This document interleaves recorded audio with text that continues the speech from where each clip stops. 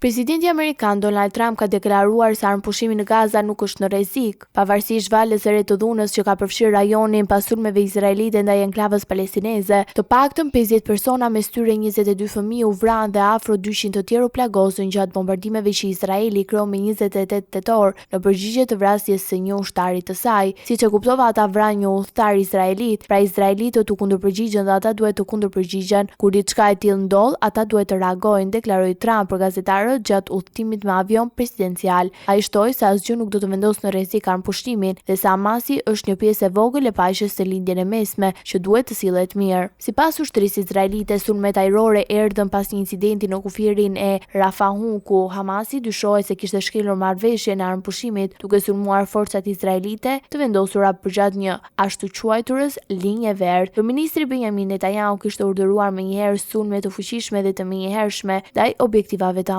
Hamasit. Ndërkaq, përfaqësuesi i Hamasit ka mohuar çdo përfshirje në incident, duke theksuar se grupi militant po respekton plotësisht marrëveshjen e armëpushimit të arritur me 10 tetor në ndërmjetësimin e Shteteve të Bashkuara. Marrëveshja kishte vendosur fundin e 2 viteve të luftimeve intensive në Gaza, por tensionet mbeten të larta pasi të dyja palët vazhdojnë të akuzojnë njëra tjetrën për shkelje të kushteve të saj.